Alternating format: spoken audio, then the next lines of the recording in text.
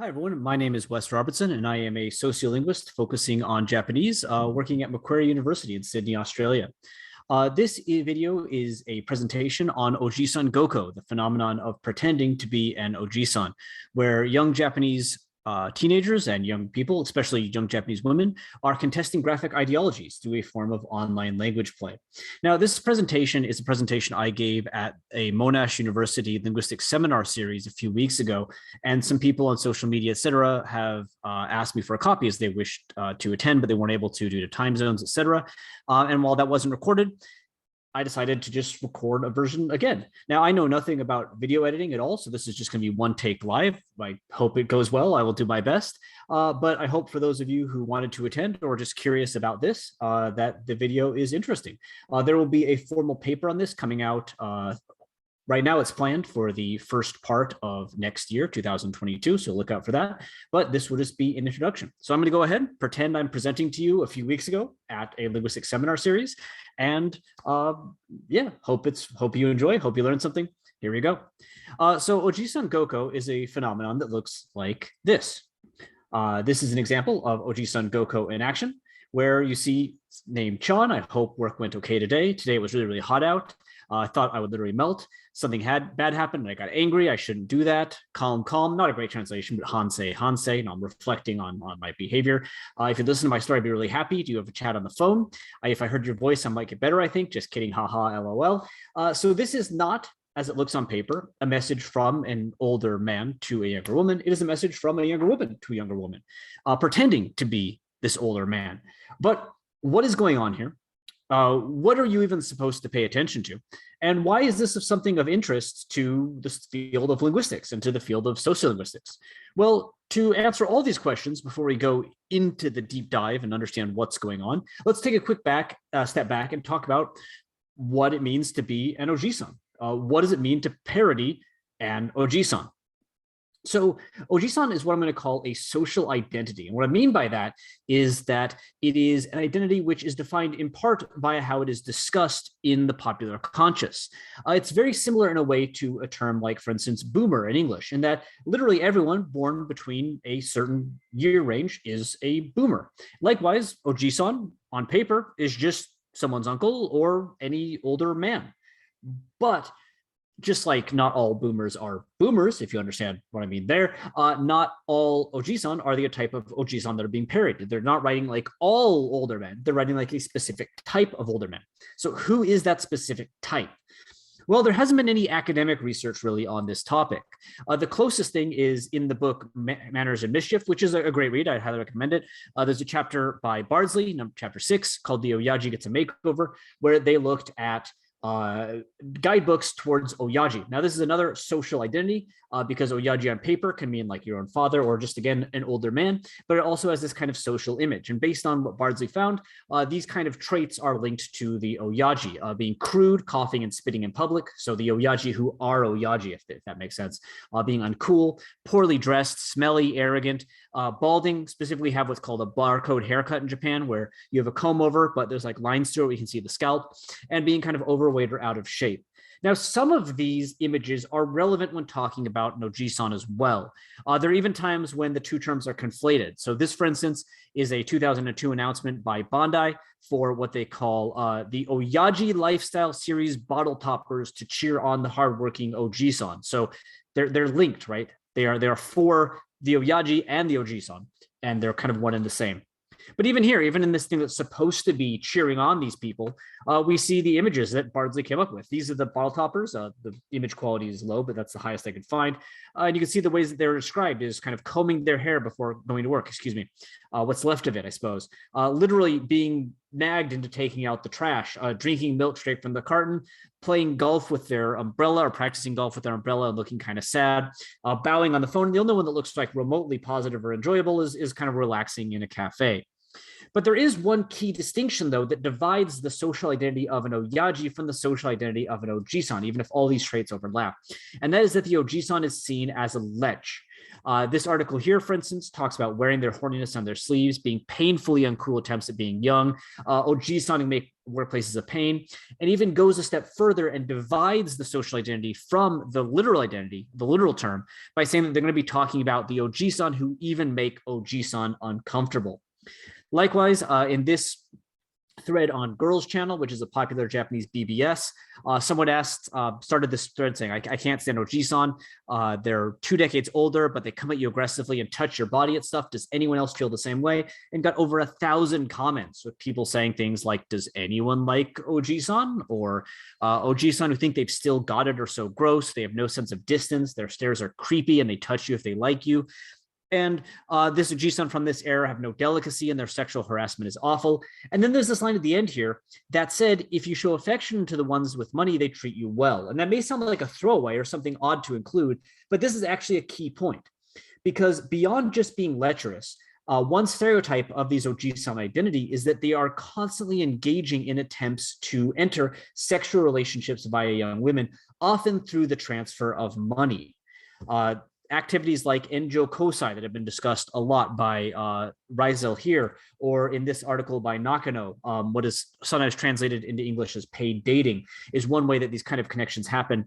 And also, for instance, the book Healing Labor has talked about things like hostess clubs and kyabakura, where, again, these Ojisan are stereotyped to go in order to pay for the affection of younger women. And this is really, really key because these are places where people will start using apps like Line to talk to these Ojisan. And so it creates a place for them to pay attention to how Ojisan write. This website here, Kyabakura no Kyokasho, or the textbook for Kyabakura, specifically recommends, for instance, women engaging in this industry to use Line as an app for safety purposes, to message people and to create contacts in a way that keeps their privacy and keeps their safety. So this source of connection is really, really important because, as you can imagine, Ojisan and younger women are not usually talking to each other all the time, much less texting each other all the time. And you can't parody something, you can't mock something without having encountered it, right? Like, I don't know how to make like a Perth accent because I've never been up to, sorry, I have been to Perth. I've never been like a Darwin accent, but because I've never been up there. I don't know what it sounds like. I can't mock it. The mockery here, or I can't imitate it. The mockery here, the imitation here is due to contact, and this contact has come through the sort of writing based contact that happens through the interrelationships between an Ojisan and the women who work in these industries. And this is really, really important because the Ojisan Gokko action, as I showed in the initial slide, is based in writing. Right? So it's based on attention to specific forms of writing. And indeed, these kind of relationships are even something we see in acts of Ojisan Gokko. In this interaction here, for instance, they note, if you do naughty things with Ojisan, I will reward you, financially is implied, or even my bonus came in, so if you go out with me today, I'll pay you for everything. So here, we're definitely seeing this idea that there's a financial transaction involved, being even brought into the form of parody. So these financial relationships are a key place where Ojisan Gokko could begin to happen, where young women could start paying attention to the way Ojisan write, or more specifically, the way Ojisan write young women who they are sexually interested in. But why does that matter? Why is it important to linguistics? And what even are we supposed to look at when we talk about Ojisan Gokko? Well, this presentation was initially designed for a linguistics series, not a Japanese linguistics series. So to answer these questions, I'm actually going to take a step back, all the way back, which some of you who, for instance, follow me on Twitter, et cetera, might not need as you know Japanese, but just an introduce written Japanese and sociolinguistic perspectives on written Japanese. So the Japanese writing system uses 3 distinct scripts. It uses more possibly, but there are 3 main ones. If you only speak, English or say some European languages, consider it similar to case in that you have upper and lower case, right? And there are guidelines. Think of it as 3 of those with even more complicated guidelines. In this sentence, very, very basic sentence, which means I drank coffee, watashi wa kohi o nomimashita, we can see all 3 interacting together. Here we have what is called examples of the kanji script. So kanji usually represent nouns from Japanese Chinese and the non-inflectional stems of adjectives and adverbs. So the first kanji is representing watashi, which is a first person pronoun, I. And the second kanji is representing the stem of the verb to drink. If we wrote English in kanji for some reason, think of this as it would represent the dr in drink, drank, drunk. The ink, ank, unk, that conjugates, so we wouldn't use kanji for it, but the der stays the same no matter how we conjugate it. So if we were to use kanji in English, we might use this kanji for the dr sound. Hiragana, you can see here, hiragana is primarily used for grammatical elements. So wa and o are grammatical particles. It's part of how Japanese works. Wa marks I as the topic, and o is marking coffee as the direct object, so what is being acted on by the verb. And then mimashita is telling us that the verb drink is in the polite past tense. And then finally, katakana is used primarily for loanwords. This is the loanword that comes from coffee, so it is in katakana. Now, these guidelines, though, just like the guidelines for case, are not absolutes. And just like you can absolutely alternate case if you want to, you could alternate script in Japan. And furthermore, unlike alternating case, alternating script is not necessarily something that is seen as non-standard or odd. It's just the reality of Japan. This beer, for instance, has the word biru, which should be, air quotes, in katakana in kanji. And the word koshi hikari is in the Roman alphabet, hiragana, and katakana on the same bottle. But this isn't restricted to the realm of craft beer. Here's Starbucks writing coffee in kanji. I showed it in katakana on the earlier slide. Here it is in kanji. And people are expected to read it and be okay with it. We wouldn't necessarily be okay with, say, lowercase c, lowercase o, big F, small e, big E. That would be weird. But this is considered fairly acceptable. So what's going on? Well, before we talk about linguistics, there have been three major explanations that have been evidenced for over 70 years now. The first is that it's just unavoidable. Basically, age, region, habit, education, etc. People have different understandings of best script use. I didn't think I was going to include this, but actually I just got this book today, which even talks about, you can't see it, but there we go. Hogen kanji. So can I get it? There we go. Hogen kanji. Which talks about different kanji use in different areas of Japan, but also just generally the kanji that are taught in schools have changed over the years. If you don't write a lot, you're going to forget kanji in the same way that I can't spell anymore if I don't have that little red squiggle under my English and Word. And if you read a lot, you may access some kanji that you might not know. There are kanji tests that go up to like 6,000 kanji if you really want to learn them, even though the average person knows just a bit over 2,000. So if you know more kanji, you can use more kanji. So people are going to have differences. Sometimes you might forget while handwriting, so you won't use it. It's just going to happen. The second explanation is that there are practical legibility related concerns.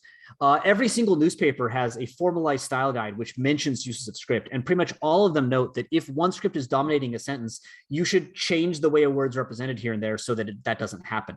Also, katakana is well recognized as a way to draw attention to words, and sometimes you have issues of space. In my past research, I interviewed a manga artist, and they were always using katakana for a word, except one scene where they switched it to kanji. And I was like, ooh, this is going to be really important. Why did you do that there? And all they said was, oh, I actually know exactly what you're talking about. The word bubble was too small. I didn't want to do it, but it was just there wasn't space. So we had to turn it to kanji so I could fit it in the word bubble. It happens. Nothing you can do about it. It's just a reason that script variation can happen. And then finally, affective. So this has been primarily discussed in the fields of like poetry studies, literary studies, and also psycholinguistics. But basically the idea that Japanese people have affective orientations towards the scripts. Hiragana, if you put it in a vacuum and especially compare it to like kanji and katakana, people will generally say it's younger, cuter, or more feminine looking. Kanji is seen as like older, more intelligent. And the idea is that these effects can be drawn upon to alter the meaning of a term. If I bring back the beer, why would a beer that has a picture of people in more traditional clothing, doing, I guess, traditional labor, use kanji for beer? Maybe it's to create an old feel, right? Why would they avoid the katakana script, the borrowed word script, and instead use kanji? Maybe it's to evoke that sense of being old. But the problem is this is a very, very static functionalist view of how things work. That is, if script then effect. Now, of course, sometimes, yes, if script then effect. That does happen. I'm not rejecting the explanations I've gone over so far, but they are limiting.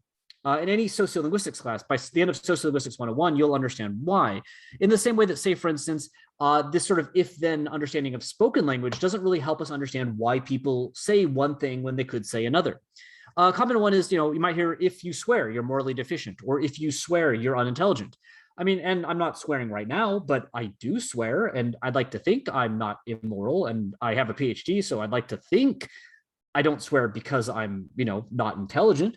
Indeed, my personal motives for swearing are not to be immoral or to act like I'm unintelligent. Understanding why people swear requires understanding more than just the idea that if then. Likewise, why do some people say this word and other people say this word? Why do some people say things one way and not another?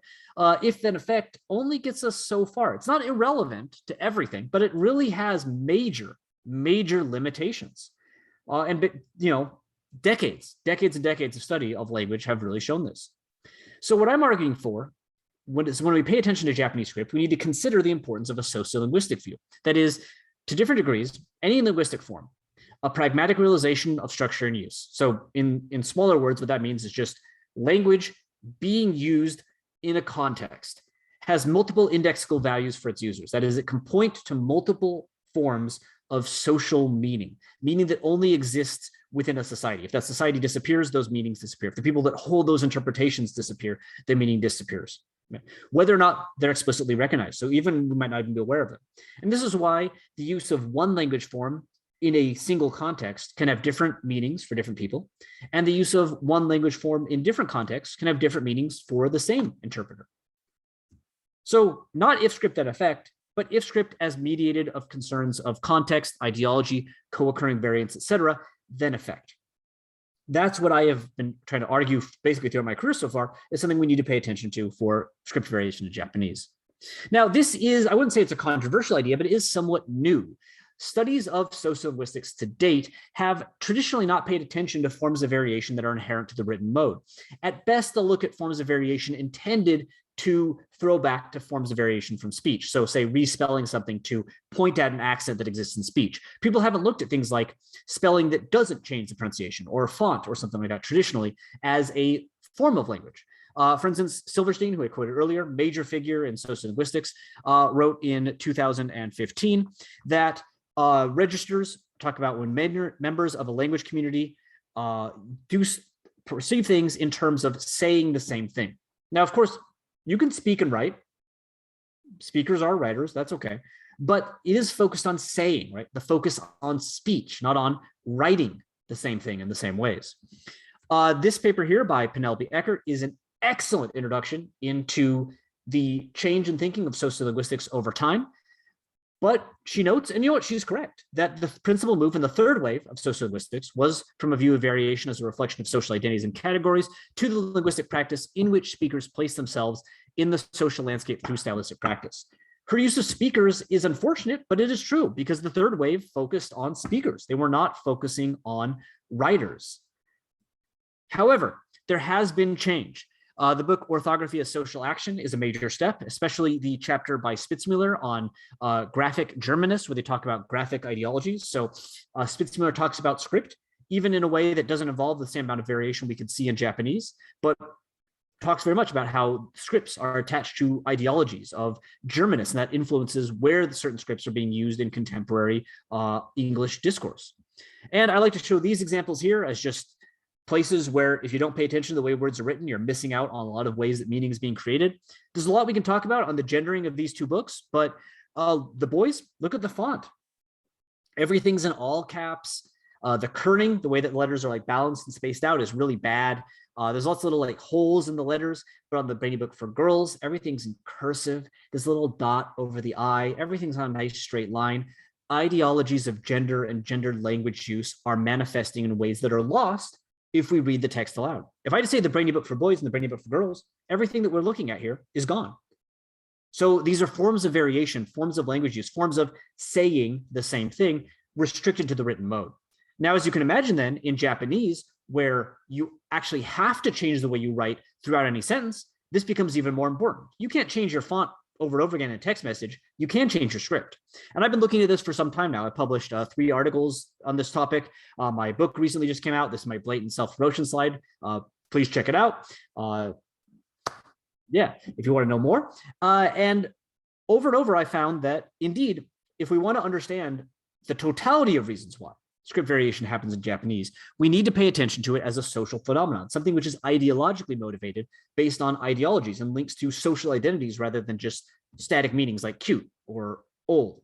So again, if you want full details, please check out my prior work. But to give kind of a quick example of it, let's check about something I talked about quite a bit, which is the use of hiragana in comics. So this is a panel from the comic Usagi Doropu. And this comic is quite similar to a lot that I studied during my PhD, in noting that kanji are completely removed from the speech of children under a certain age. So there would normally be quite a lot of kanji here, but it's all been taken out. So why? Is it just hiragana is young, so we're going to show that they're young? Well, youth in none of the comics I looked at is enough to really explain what's going on. In this comic, the reintroduction of kanji into children's speech does not happen when they hit the legal adult age. It doesn't happen when their voice would start to change. Instead, it happens in the first year of elementary school. As you can see here, some kanji are appearing in the speech of children. Not all the kanji. You'll say fairy is here in hiragana in the speech of the child, but kanji in the speech of one of the adults. So there still is a gap, but a few kanji appear. And what's interesting is the kanji that appear are right there. And these are actually all kanji that are taught in 1st or 2nd grade. And in interviewing the author of this comic, I confirmed that this was intentional. So there's a link here between kanji and intelligence. You speak the kanji you know for this author. And indeed, even in other parts of our interview, this link between kanji and intelligence came up. I asked the author, hey, what about a comic where children spoke in kanji? And she said, oh, that'd be fine. But if many difficult kanji appeared, I might wonder, is it a child genius? And I want to stress that she says difficult kanji, not difficult vocabulary. Tokage, ringo, bara, jutan, these are all really simple words that any child would know. But the kanji are words that kanji that most adults probably can't even read, certainly can't write. So it's difficult kanji. Knowing difficult kanji is indexing intelligence in a way. And what's interesting is in a different comic, children also had no kanji, but they started speaking with kanji when they hit the age of 3. And by the age of 5, the kanji use in their speech matched that of adults. So the childishness that was being indexed by no kanji is something the author thinks starts to disappear around 3 and is completely gone by 5, unlike this comic. So if we took those kids and put them here, they look like geniuses compared to the rest, given the amount of kanji in their speech. So the removal of kanji is not just indexing just being young, but rather what I'd call, or what I call in my research, normative childishness, this ideological conception of being a standard child. And whenever that goes away, is it when you enter school and get a certain amount of knowledge, or is it something that happens between the age of 3 to 5? Or is it like in this comic about talking dogs, where we see something even different? Now let's put the talking dogs thing aside for a little bit. This comic is called Chokotan, and the main character you can see there is a talking dog. Now, why does this character have no kanji in their speech? Is it because they're a dog? Well, no. Other dogs in the comic have kanji in the speech, no problem. Completely normal. So what about this dog? Is it because they're young? Well, they are a puppy. They are indeed a puppy. But under that theory, all puppies in this comic would have no kanji. And the youngest dog in this comic actually has a lot of kanji. So this is Martine. Martine is the youngest dog in the comic. And as you can see, there's kanji. But there's not just kanji. There's this pronoun here, watakushi. This is a super polite first person pronoun. As you might imagine, in a comic aimed at young girls, was published in the manga magazine Ribbon, and it's about teenagers. They don't use super hyper polite first person pronouns very much. Indeed, this entire dialogue, chanto yonde kudasaranai to komarimasu, this is all super polite given the context of this manga, which again involves teenagers and they're talking dogs. It's not a story of aristocrats. In addition, though, to these marked grammatical and lexical elements, we also have marked kanji features. This here is the word bekiru, can, quite common in the comic, quite common in Japanese, only appears in kanji in the speech of this small dog. Here's the word koinu. Now, the word puppy, quite common in a comic about talking dogs, as you can imagine. There's a lot of puppies. The only time it appears in this archaic variant, though, rather than the standard variant, is in the speech of this character. So not only does this character have kanji despite being young, they get kanji that no one else gets. And I'm oversimplifying things in the interest of time, but based on my analysis, it's because this character is extremely pretentious. They fail to perform normative childishness. The main character, the main puppy, is cute, naive. friendly, warm, welcoming. This character is actually naive. This all comes off a bit funny, but they're pretentious. They're purebred. They have a French-sounding name, Martine, Martine, Marutine, I believe. And they also speak in this super polite form. They play up their purebredness and they pretend, right? They're trying to enact a super polite, super formal, aristocratic identity. It all fails, of course. Again, they are a puppy. But since they're failing to perform this ideological concept of how a child acts, they receive script, which does not match the norm for younger characters in this comic. So I also saw this kind of phenomenon even happen when I asked people to interpret script use. So one experiment I did, which again, you can find more detail about in my book, is a matched guise experiment where I took these texts, which I found online. So they are texts written by a Japanese person. And I took 3 texts and I created 4 versions of each text. One was the original, which you can see here for the 3rd text. One emphasized the presence of kanji. One emphasized the presence of hiragana, and one emphasized the presence of katakana. So I changed certain words into each script. And then my respondents got one version of each of the 3 texts. And I just said, hey, tell me who you think wrote it. Now, for the first 2 texts, on the hiragana heavy version, there was a decrease in the assumption of the author age. When I increased the amount of hiragana, the normative assumption of the author's age dropped by about 10 years. That was quite consistent. But in this text, despite hiragana being the young script, despite that we just saw it used to index what I call normative childishness, the opposite happens. So here is comparing the assumed age range of the original text versus the hiragana and the kanji. Now I need to make 2 caveats. This shouldn't be a line graph, it should be a bar graph, but I found bar graphs hard to read for comparison. So it's not like a steady increase to 20s like it looks like. It's 0 to about 40% for the original there. So the graduality implied by the lines is wrong. I would be tossed out of my statistics class, but I think it makes it easier to compare. Secondly, these do go above 100% because people gave me age ranges. So if someone said like 20s to 30s, I would give them a point in each category. So this isn't, for instance, for the original text, 40% of people said they are in their 20s. It would be more like 40% of people said that 20s is a possible age range. So for none of these texts, for none of these groups, sorry, for none of these versions, was below 20 possible. And that makes sense because the text discusses experience drinking alcohol. But for the original, most people thought the author was going to be in their 30s, about 70%, just under, said, yeah, 30s. 20s and 40s, about 40%, and then going down quite fast. Kanji, the dots, decreased the assumption the author was in their 20s or 30s and increased the assumption the author would be in their 40s. Maybe the functionalists are right, yeah? I mean, it's an old script, right? Old script, older, makes sense. And then going down. But look at hiragana, the young script, the cute script. It actually increases confidence that the author is in their 40s, 50s, or 60s over kanji. It doesn't do as much damage to the assumption of the 30s, but it does allow for an older author. Why? Why just for this text? Well, context, ideology, and most importantly, Japanese people paying a lot of attention to the way other Japanese people write or talking about the way other people write, even if those stereotypes aren't, based in reality.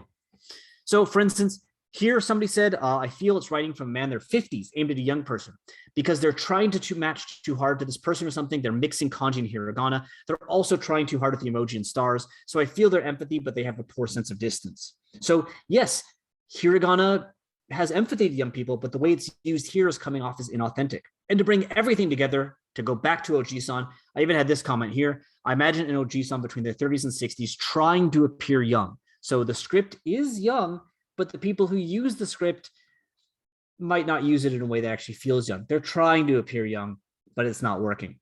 So the intentional use of hiragana makes me feel like they're trying to appear soft. So it's not just how hiragana looks, it's who uses hiragana and why. Now, what then does Ojisan Gokko add to this discussion? I've already done some of this research. All this data is out. What do we learn new from Ojisan Gokko? Well, let's dive in. So Ojisan Gokko started in around April 1st, 2017. As I mentioned, a subset of Japanese women and were engaging in text-based conversation with Ojisan. And through this, they started to note and perhaps talk about and even parody amongst themselves how Ojisan wrote to them. But the flashpoint for this act entering the public consciousness, going beyond this small subculture, was this post by Tsuremi on Twitter. Now, Tsuremi doesn't use the term Ojisan Gokko, and indeed, I couldn't find anyone using it to talk about these sentences before this post either. So she's not like the lord of this. She didn't invent it, but she did popularize it. 70K retweets, almost 90,000 likes, an extremely influential post. And she lists things like long messages that keep coming even if you don't respond, invitations to go eat, what she calls exquisitely uncomfortable, zetsumyo kimoi, compliments, calling the other person chan, talking about yourself even when you're not asked, using lots of kanji, saying things that might be a joke but might be serious and it's impossible to tell, use of lots of emoji and kamoji, etc. as key features. And not everything she lists I found to be correct when I did my study, but most of these features did come up quite a bit. So she noted a lot of features that were very, very important and continue to be important as this exploded. Now, the first post that I saw, the first website I could find talking about Ojisan Gokko came 3 days after this post. It didn't use the term yet, but it came 3 days after. And within a few months, so April 1st, 2017, here we go, May 25th, 2017. Not only has Ojisan Gokko become a term, but it's so popular that Sega and Tanita are engaging in acts of Ojisan Gokko on their official Twitter accounts. So a huge boom in just a few months. Indeed, this study by Testy Lab found that 26.1% of the just under 500 schoolgirls that they interviewed had heard about and engaged in acts of Ojisan Gokko. So an explosion after Tsuremi's post. Basically, she took it from the world of Enjo Kosai participators, Kyabajo, hostesses, etc., into the more public conscious. So I started to investigate it around this time as well. From 2018, January 1st to September 30th, I regularly checked Ojisan Gokko related hashtags on Twitter to look for shared images. And so people would do Ojisan Gokko online, screenshot it and upload it onto Twitter with a hashtag to get, imaginary internet points. And I also looked for examples of Ojisan Gokko that were conducted on Twitter itself. In total, I connected 189 interactions, each containing at least one message in the Ojisan Gokko style, creating a corpus of 591 distinct messages. Now, I should stress this doesn't mean that there's only 25 or so acts of Ojisan Gokko happening every month. It's that there's only 25 or so being uploaded to Twitter for public comment every month.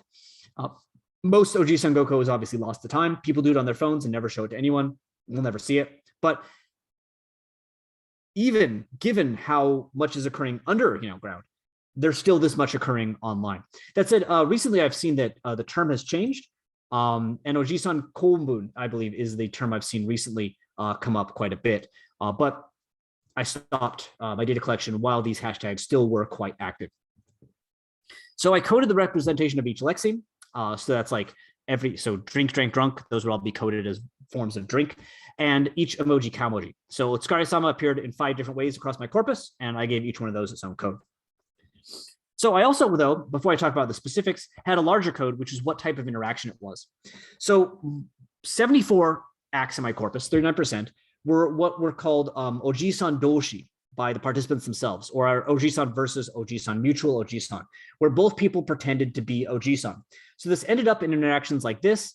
Evening, Kaki-chan, are you sleeping soon? I just got home now. I want to eat your home cooking. I don't know if my translation gets it right, but there are sexual implications there. Kidding. Evening, Shi-chan, what are you doing? I just got home and will eat dinner, but it's lonely. I want to eat your cooking. What kind of man is your type? What the fuck is this? Laugh out loud.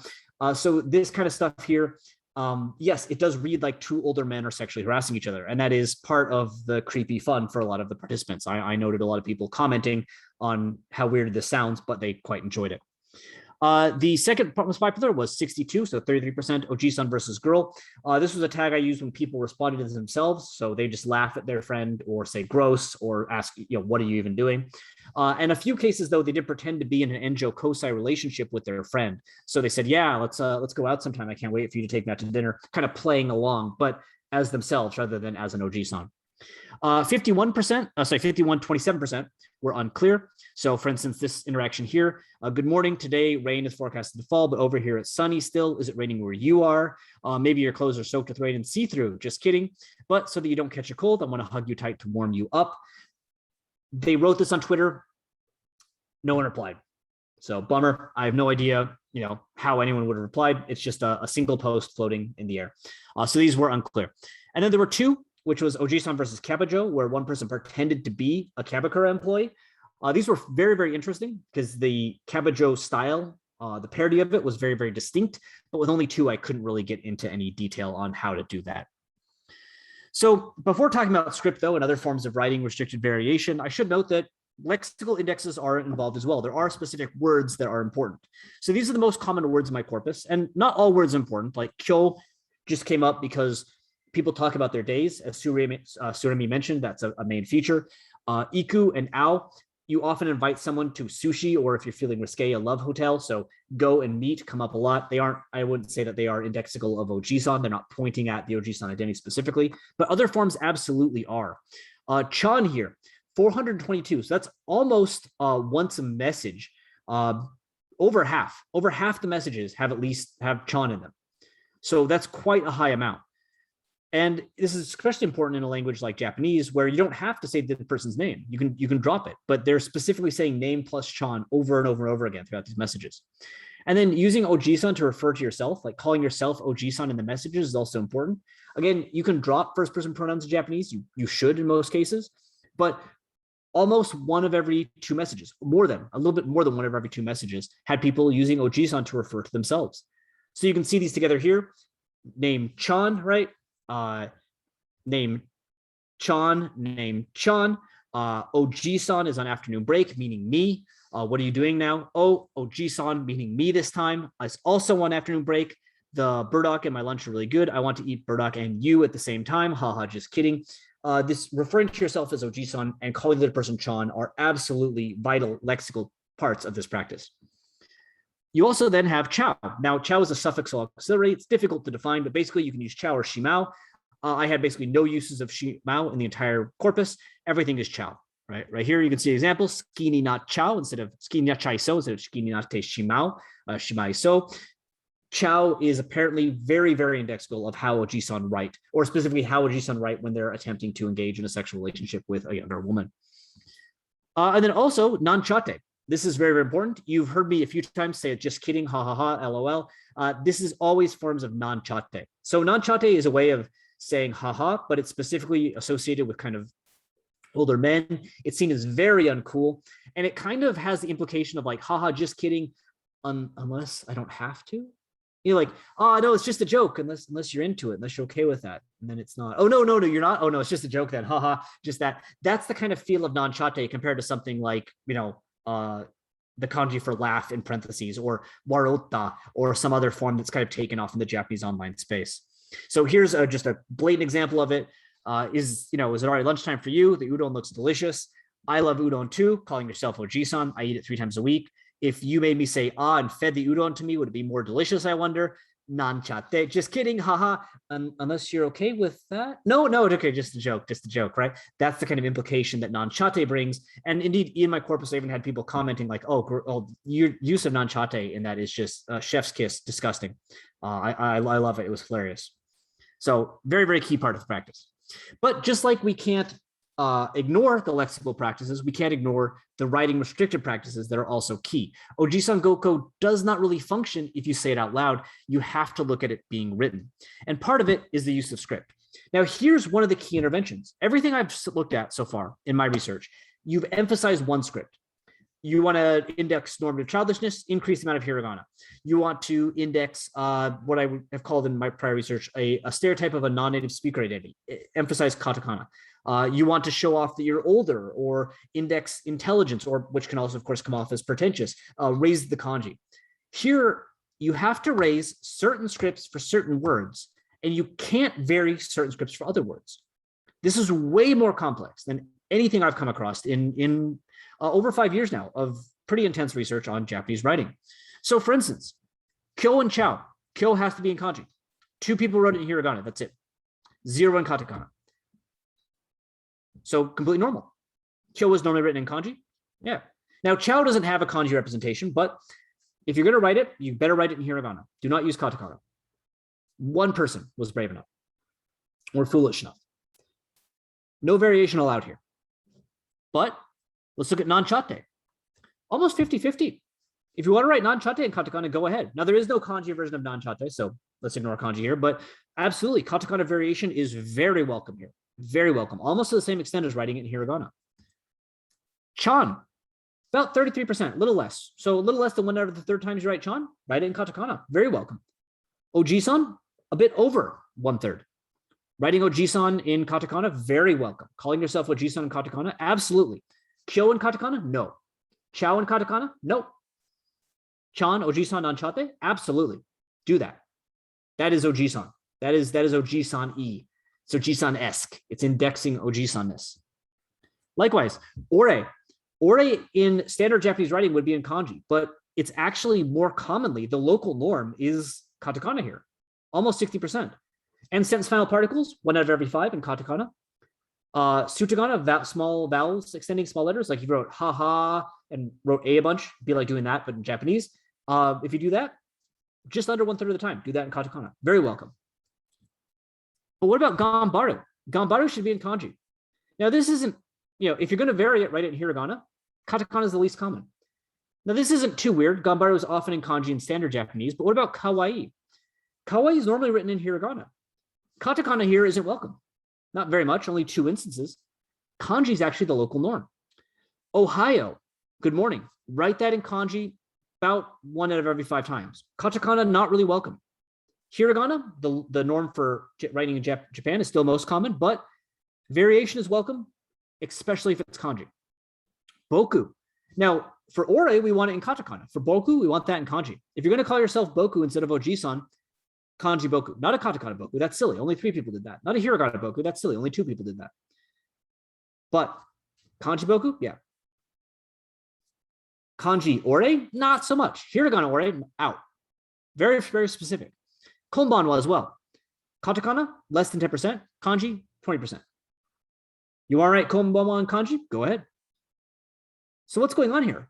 Why is it that some words are showing no variation? Some words we want katakana variation, and some words we want kanji variation.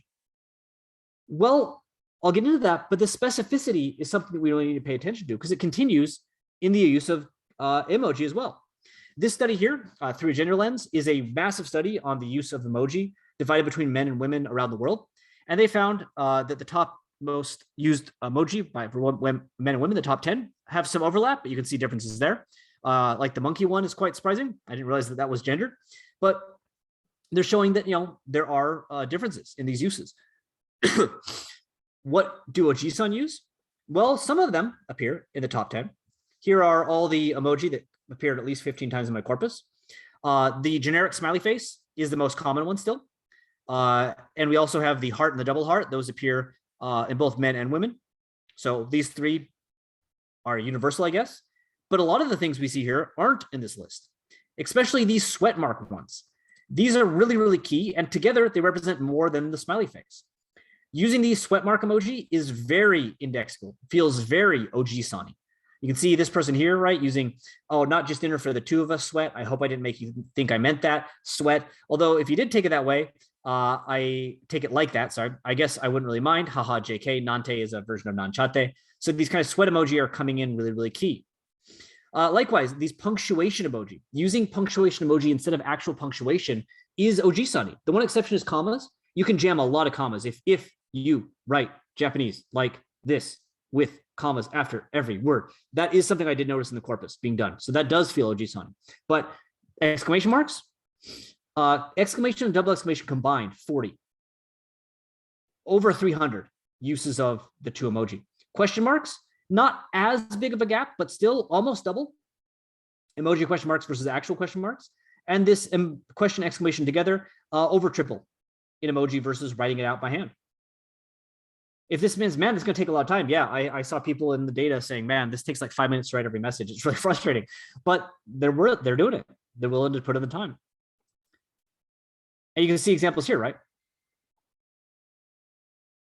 You use time and time again.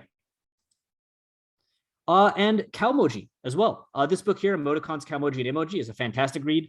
This chapter by Oberwinkler is also great. But she notes these as the most common emoji, Cowmoji, used by Japanese Facebook users.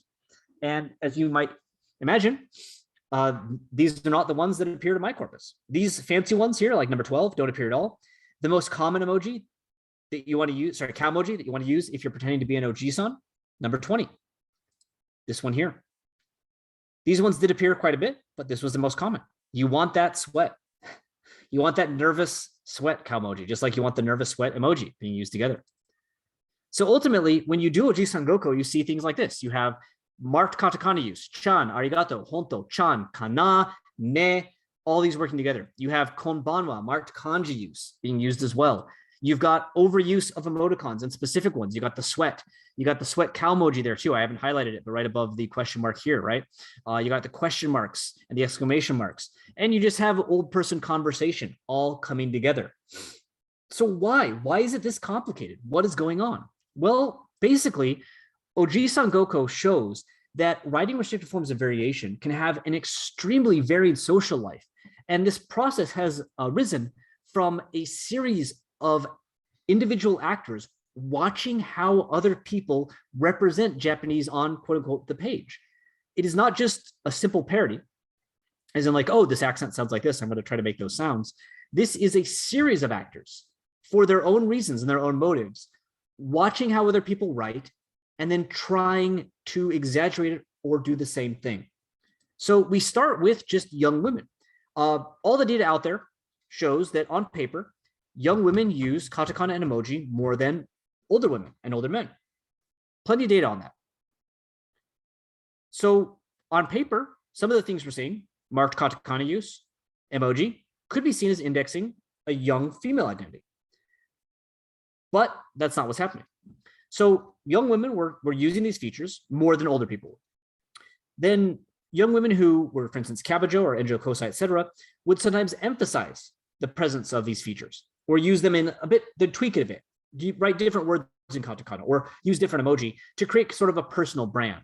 There's a fantastic article called Impact Taisetsuda on the use of emoji and cow-emoji and Danso escort blogs by Fanaska, which I'd highly recommend you read, which talks about how these kind of things can be brought into making that sort of brand name and how it can be really, really key to the success of people in these kind of industries.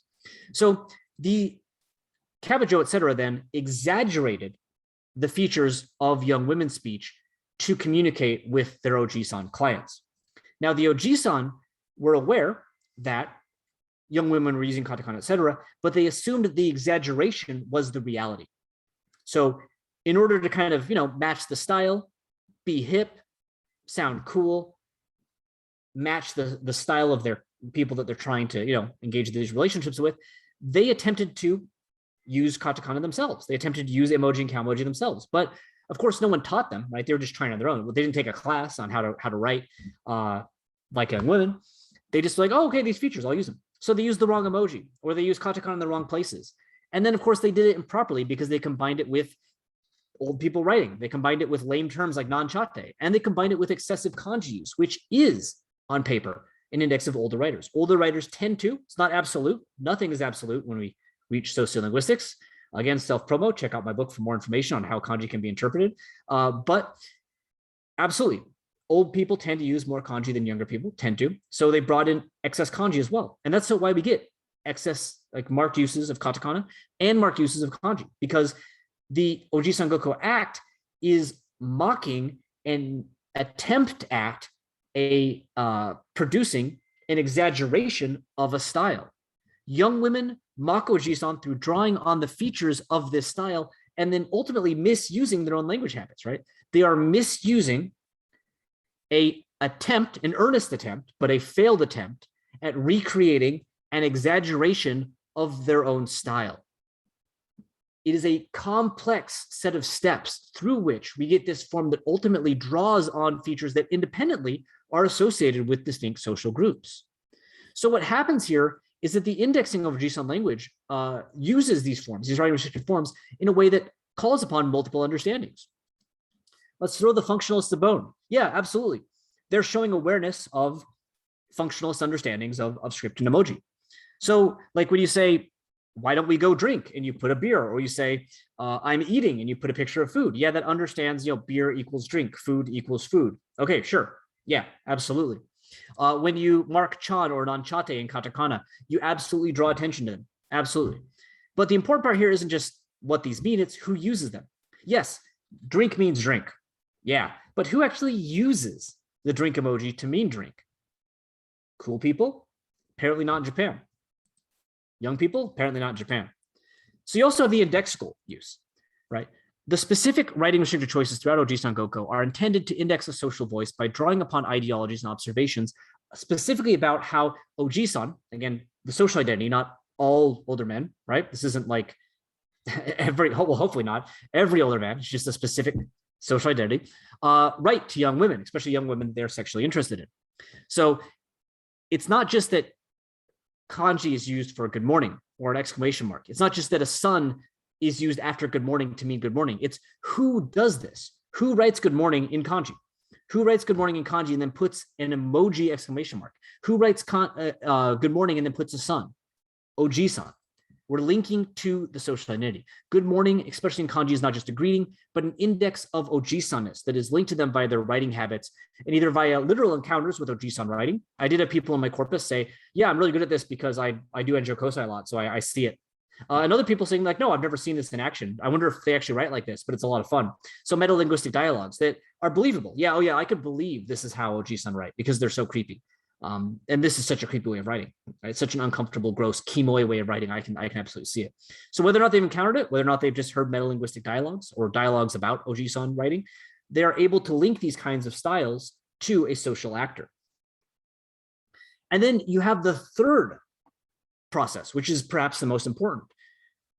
The style here is not an act of authentic identity assertion or alignment. Right now, I'm speaking in a way that I hope sounds very academic, right? Ooh, look at me, I'm asserting my identity as a Japanese sociolinguist, as a serious academic via the words I use and the intonation I use and the way that I present myself. This is authentic, but this is parodic.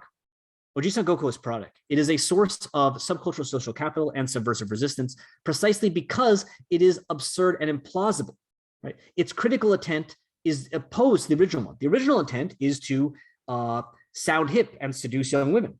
This intent is to parody Ojisan. It is critically opposed. As a result, the misuse of Ojisan linked forms, the use of things like non-chate, the use of katakana in a lame way, the use of kanji in a lame way, emoji in a lame way, cow emoji in a lame way, reinforces this author status as powerful local arbiters of what is proper, correct, and cool. They are not misusing these forms. They are using them poorly on purpose and then can go back to the correct use, quote unquote, afterwards. So beyond just the playful way of mocking older men, the self-aware use of uncool forms assists in developing a group that has agency and power to parody, critique, and resist Ojisan. Ojisan Gokko temporarily transforms the traditionally unmarked and powerful older heterosexual Japanese male identity into the scrutinized outsider. Anyone who's done any research on Japanese sociolinguistics knows that for hundreds of years, Japanese men, especially older Japanese men in positions of power, have critiqued the speech of young women. The online space and Ojisan Gokko lets young women flip this power relationship on their head, saying, no, in the online space, in the texting space, we're the ones that decide what's correct. We're the ones that decide what's cool. And our forms aren't wrong. Your forms are wrong. You don't know how to write here. You don't know how to use language correctly. And we not only know how to do so, we know how to write your style and then go back to ours, providing a place or method for young women to playfully enact, express distance from, and ultimately attempt to control or expose the potential threat of these actors. So you have not only the indexing of the Ojisan itself, which draws upon this complex history of people attending to the ways that other people are writing. You have the social aspect, where you have this as an act of resistance, an act of community bringing, and an act of asserting oneself as a powerful arbiter of what is proper language use in these spaces. And indeed, in examples like this, where you say, not it in a sexual way, or I have been erect since morning, and then they kind of win the action. The other person can't keep pretending to be an Ojisan because they're laughing too hard. They show explicit knowledge of terms of sexual harassment and can use them in a form of play and resistance. So as a result, Ojisan Gokko shows that graphic ideologies are not simply of interest in studies of advertising logos of other forms of writing outside of how we use language in, quote, our day-to-day lives. Rather, language users clearly pay attention to, borrow from, exaggerate, and mock highly specific writing restricted choices as both part of play and social resistance. And the increasing importance and frequency of written communication caused by digital spaces is only furthering the frequency at which this sort of attention occurs. Understanding the marked use of kanji over katakana, or the reasons behind the use of one emoji and the rejection of another, therefore often relies not only on understanding how these variants are seen, or even broad stereotypes of who uses them, but rather complex beliefs about social identities, the writing restricted variants they employ, and how and why said identities employ the variants. And indeed, this isn't restricted to Japanese. You can see examples like this from a Facebook group where people pretend to be boomers, where writing restricted forms of variation are absolutely key, right? My name, Bob, seeing with a period in it, lots of question marks. Writing restricted forms of variation, the way that people write. So not just saying the same thing, writing the same thing, is something people pay attention to, resist, react to, parody, borrow from, exaggerate, etc., as they navigate identities within the online spaces. So I hope you found this very, very interesting. Again, the full formal report, the full academic article with all the data, etc., is out. And thank you very much for your time. Well, sorry, will be out next year. Follow me on Twitter, etc., to find more announcements about that. And thank you for your time. I hope you found this fascinating. And just, I guess, one final plug. If you want to see a bit more examples of Ojisan Gokko in action and a bit of detail on how to do it, you can check my website where I have a recent blog post where I dive into this in a bit more of a casual manner than I have indeed in this presentation, or I will in the upcoming publication. Thanks for your time. Take care.